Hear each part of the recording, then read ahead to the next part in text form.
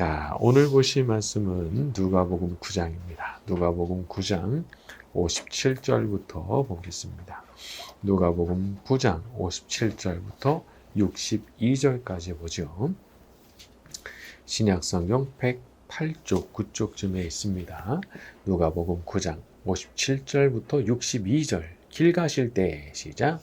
길 가실 때 어떤 사람이 여짜오되 어디로 가시든지 나는 따르리이다. 예수께서 이르시되 여우도 굴이 있고 공중의 새도 집이 있으되 인자는 머리둘 곳이 없다 하시고 또 다른 사람에게 나를 따르라 하시니 그가 이르되 나로 먼저 가서 내 아버지를 장사하게 허락하옵소서. 이르시되 죽은 자들로 자기의 죽은 자들을 장사하게 하고 너는 가서 하나님의 나라를 전파하라 하시고 또 다른 사람이 이르되 주여 내가 주를 따르겠나마이다 하면은 나로 먼저 내 가족을 작별하게 허락하소서. 예수께서 이르시되 손에 쟁기를 잡고 뒤를 돌아보는 자는 하나님 나라에 합당하지 아니하니라 하시니라. 자, 예수님을 따르겠다고 하는 세 사람에게 예수님께서 각각 다른 답을 주신 내용입니다. 자, 오늘은 그 중에서 첫 번째 케이스만 다뤄보도록 하겠습니다. 자, 이 부분을 첫 번째 사람이 어디로 가시든지 제가 따라갑니다. 말씀을 드렸더니 나는 머리 둘 곳이 없다. 말씀을 하셨어요. 자, 이것은 뭔가 세상적으로 좋은 걸 바라고 나를 따라온다면 나는 줄 것이 없어 하시는 말씀이죠.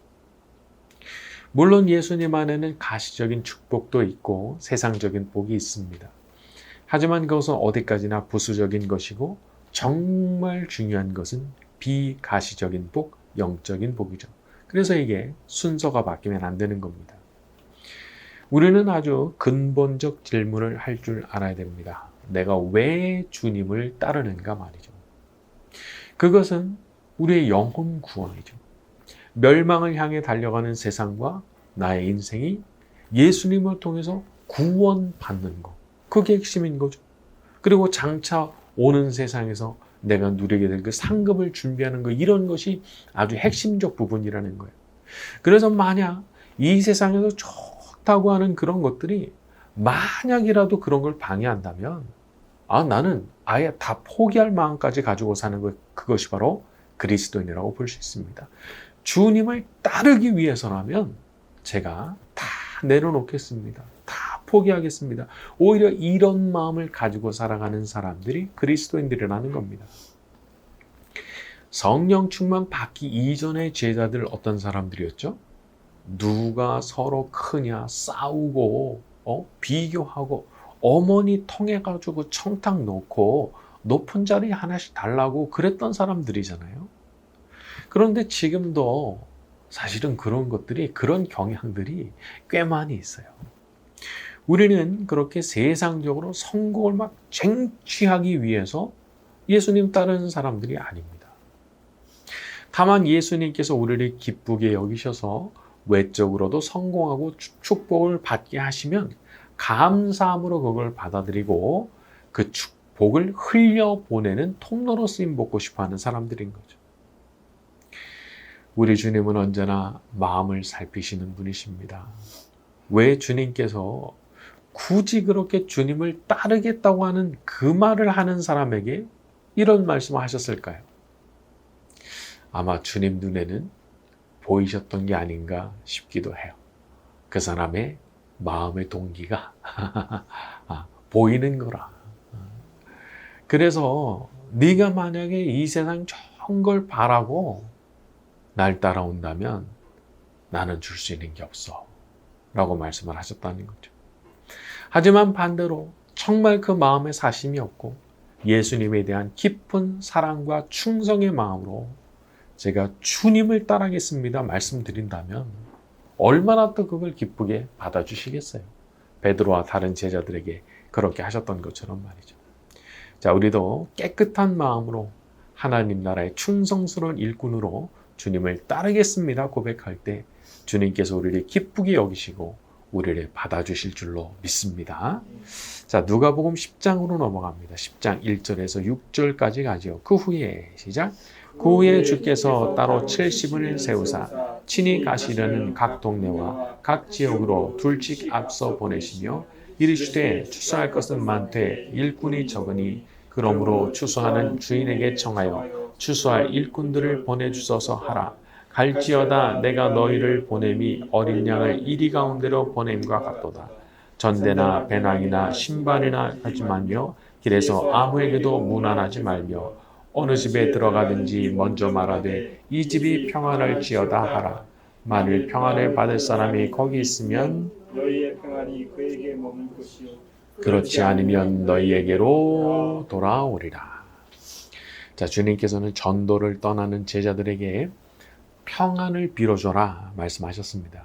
그리고 실제로 그들이 평안을 빌 때 받을 만한 사람이 거기 있으면 받게 될 것이고 없으면 너희가 빌어줬던 그 평안이 너에게로 돌아올 것이라 말씀하셨죠. 자, 우리는 말의 힘을 알아야 됩니다. 말의 힘. 이 말이 단순히 공기의 진동이 아닌 거예요. 이 말을 어떻게 뱉느냐, 어떤 말을 하느냐 하는 것이 영적으로 굉장한 영향을 미치는 거죠. 특히나 우리들은 하나님의 영을 안에 모시고 사는 그런 사람들이잖아요. 그러니까 우리 같은 사람들이 정말 복을 빌어주는 그런 말을 하면 힘이 있다는 거예요. 예수님 말씀하셨죠. 그 말을 받을 만한 그 사람이 진짜 거기 있다면 받게 될 거라고. 자, 이것은 뭐 받는 사람도 사실 준비가 되어 있어야 한다는 그런 뜻이기도 합니다.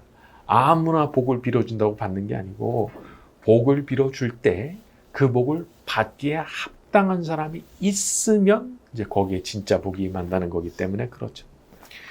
자, 그래서 우리가 두 가지 방향으로 움직여야 됩니다. 하나는 내가 어딜 가든지 누굴 만나든지 복 빌어주는 그런 말을 해야 돼요. 항상 좋은 말을 해주는 그것을 하는 것이 첫 번째입니다. 또 하나는 누군가 나에 대해서 나한테 복을 빌어줄 때 그 복을 진짜 받을 수 있는 그런 준비된 사람이 내가 돼 있어야 되는 거예요. 내가 되어 있어야 하는 거예요. 그분이 나를 위해서 복을 빌어줄 때 내가 그 복을 받기에 합당한 사람이 되어야 그게 이제 진짜 나한테 들어오는 거기 때문에 그런 면에서 우리가 두 가지를 해나가야 되는 거예요. 하나는 복을 빌어주는 그 말을 많이 하고 또 한편으로는 복 받을 수 있는 자격을 갖춘 그런 사람이 되려고 노력해야 되는 거죠. 자, 이것은 하나님께서 행하시는 아주 신비한 섭리의 방식 중 하나입니다. 하나님께서 그냥 주실 수도 있어요. 하지만 굳이 하나님 자녀들의 입에서 나오는 그 축복의 말을 하나님은 어떤 트리거로서, 방아쇠로서 사용하길 원하시는 거죠. 그래서 우리가 이 입을 어떻게 사용해야 되겠어요? 하나님께서 그렇게 복이 임하게 하는 도구로 쓰길 원하신다고 하면 부지런히 쓰임을 받아야 될 거 아니에요. 그러니까 어딜 가든지 누굴 만나든지 일단 복을 빌어주는 그런 말 하는 거예요. 이게 얼마나 중요한 건지 몰라요. 이게요, 버릇이더라고요. 늘 걱정을 끼치는 말을 하는 버릇을 가진 사람은 무슨 대화를 나눠도 꼭 끝에 한마디를 붙여요. 걱정의 한마디를 덧붙여요. 그리고 비관적 전망을 한마디 꼭 덧붙입니다. 그거 잘못된 거예요. 아니, 희망을 줘야지. 얘기를 서로 나누고 났을 때, 아이고, 내가 힘을 얻었다는 그런 말을 들을 수 있어야 되는 거지. 그래야 내 입이 하나님께서 쓰시는 도구가 되는 거거든요. 그리고 그렇게 자기한테 복 빌어주는 말을 하는 사람 누가 싫어합니까? 싫어할 사람 어디 있어요? 그 아주 지혜로운 거예요.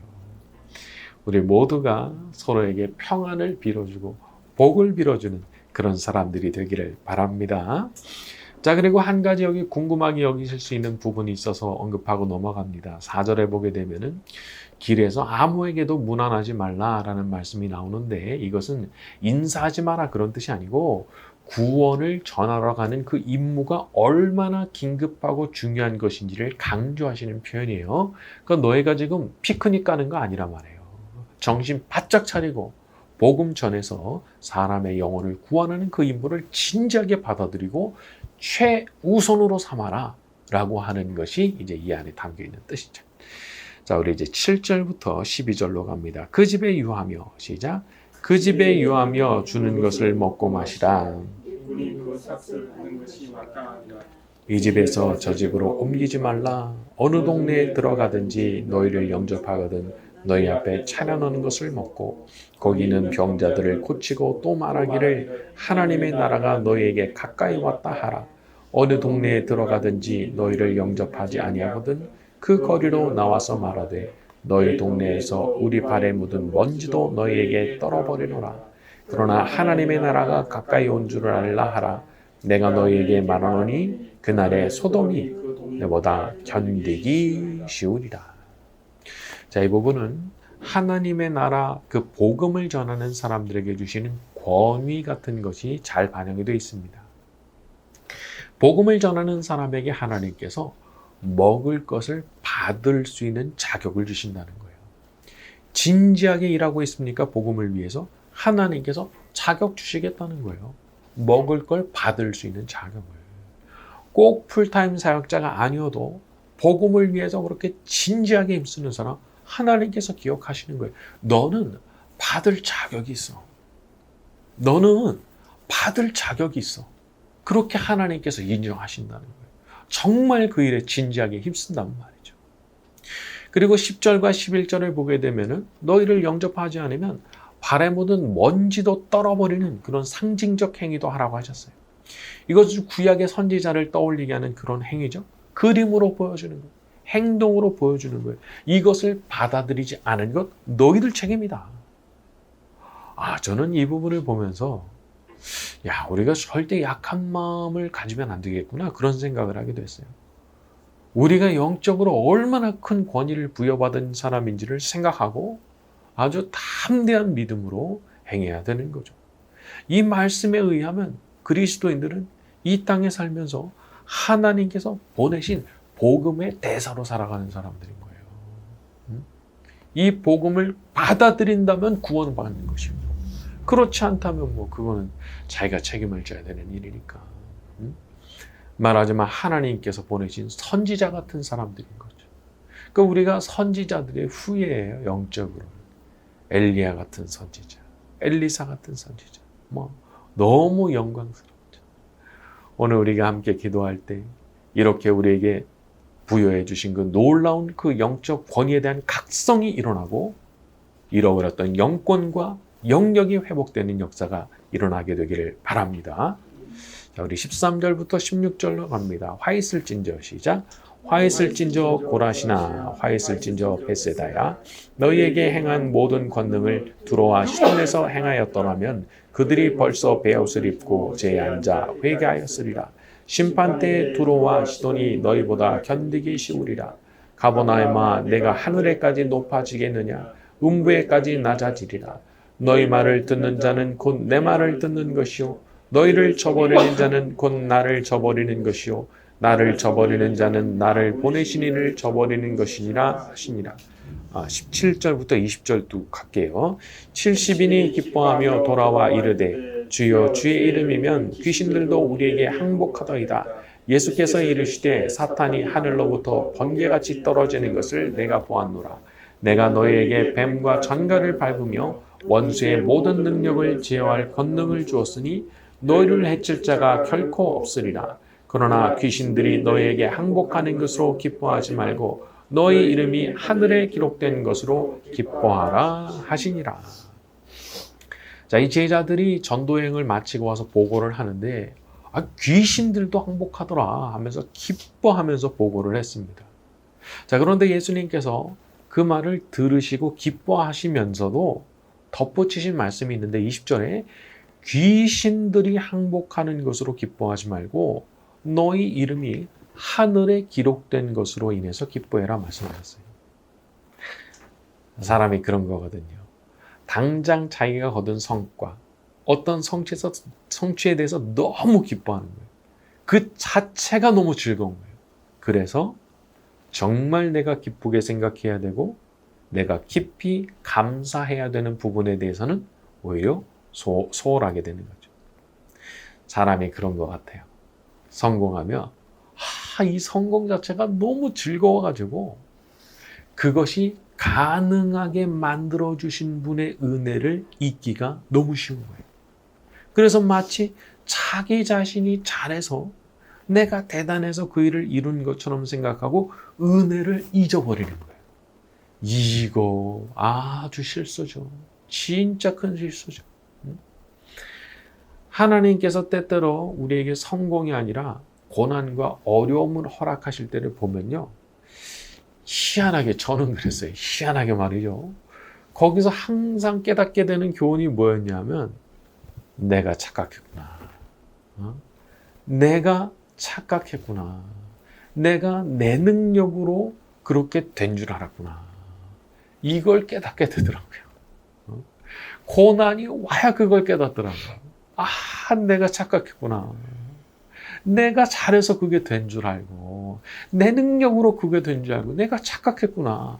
고난이 와서야 비로소 그거 내가 한 거 아니었네. 알게 되는 거죠. 그러니까 이게 무슨 얘기냐 하면 자기도 모르게 그런 생각 갖게 되는 거예요. 자기도 모르게 풍선에 그냥 바람이 들어가듯이 바람이 들어가가지고 막 부풀어 오르는 거죠. 그래서 예수님께서 막 이렇게 신나가지고 막 귀신들이 다 항복합디다 막 이러면서 말하던 거로 제자들한테 이렇게 말씀하신 거예요. 너희들 그런 걸로 기뻐하지 말고 너희 이름이 하늘에 기록되어 있다는 그 사실 때문에 기뻐해야 되는 거다 말씀하셨어요. 물론 우리가 기도하는 그곳에 능력이 나타날 수 있습니다. 성취가 나타날 수 있죠. 하지만 그게 전부가 아니죠. 우리의 기도를 받아주시고 거기에 능력이 나타나게 하신 분이 엄연히 따로 계시고 엄연히 성공의 주인공이 따로 계시고 우리는 그분과 우리의 기도를 받아주시는 그런 관계가 됐다는 그 사실에 대해서 정말 기뻐하고 감사해야 되는 거죠. 그래서 그 어떤 가시적인 성취보다도 그것을 가능하도록 은혜를 베푸신 하나님을 항상 잊지 않고 감사로 살아가야 되는 거죠. 우리 모두가 그런 사람들이 되기를 바랍니다. 자, 오늘 마지막으로 21절만 봅니다. 그때에 시작.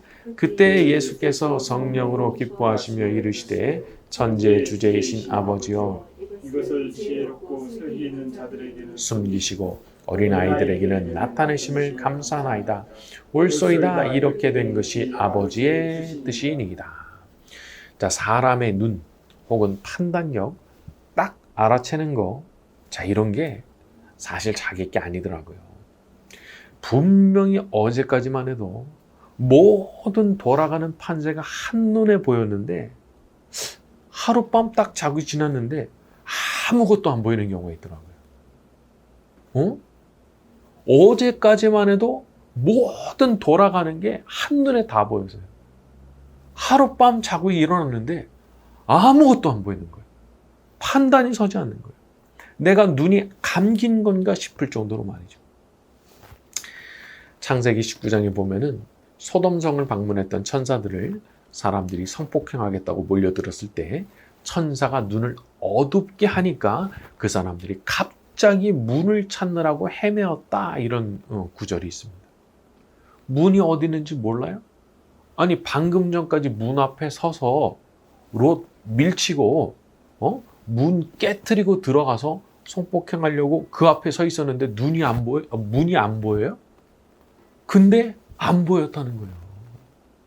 문 앞에 서 있었는데 문이 안 보였다는 거예요, 갑자기. 그리고 그 문이 어디 있는지를 찾아서 헤매고 다녔다는 거죠. 이런 일도 있어요. 자, 반대의 경우도 있습니다. 창세기 21장을 보면은 하갈이 아들 이스마엘과 함께 광야에서 목말라 죽게 된 상황이 나오죠. 근데 거기 보면 이런 표현이 나와요. 하나님이 하갈의 눈을 밝히셨으므로 샘물을 보고 가서 물을 채워 아이에게 마시게 했다. 샘물이 갑자기 생겨난 게 아니에요. 분명히 하갈의 눈에 보이는 곳에 있었어요. 하갈의 시력이 미치는 곳에 있었어요. 근데 안 보였던 거예요. 전혀 안 보였던 거예요. 그래서 이제 내 아들과 나는 목말라서 죽을 수밖에 없다. 그렇게 생각하는 데까지 간 거야. 하나도 안 보였기 때문에. 그런데 하나님께서 은혜를 베푸셔서 눈을 밝히시는데 즉시로 보인 겁니다. 너무 신기하잖아요. 자기 시야 안에 있었다니까요. 안 보였어요. 안 보이면 어째요? 그냥 죽는 거예요. 근데 눈을 여시는 순간 보였다는 거죠.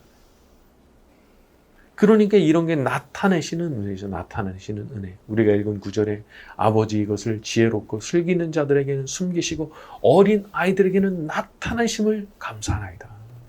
나타내 주셨기 때문에 너희가 복음을 듣고 깨달은 사람이 되고 하늘에 이름이 기록되고 이렇게 귀신을 항복시키는 그런 기적도 맛보게 되었다 말씀하시네요. 하나님께서 보여주시면 보입니다.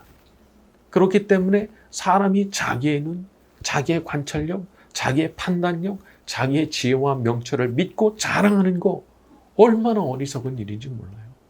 잠언 3장 5절 너는 마음을 다하여 여호와를 신뢰하고 내 명철을 의지하지 말라. 하면 안 되는 거예요. 참 이게 쉽지 않죠. 조금만 잘 되면 그냥 내가 똑똑해서 그런 줄 아는 게 참 우리 모두의 착각이잖아요. 저를 포함해서. 절대로 그렇게 하지 말라는 거예요. 하나님만 의지하라는 거예요. 저는 가끔 마음이 잘 가눠지지 않을 때는 그냥 좀 수첩 같은 데다가 글을 씁니다. 그래서 마음이 이상한 데로 가는 것 같으면은 그냥 고백문 같은 그런 기도를 써요. 하나님만이 모든 것의 주인이십니다. 이것을 이루실 수 있는 분은 하나님이십니다. 이 일의 주인공은 하나님이십니다. 저는 아무것도 아닙니다. 저는 모릅니다. 저는 저의 명철과 지혜를 의지하지 않습니다. 그냥 써요. 그냥 써.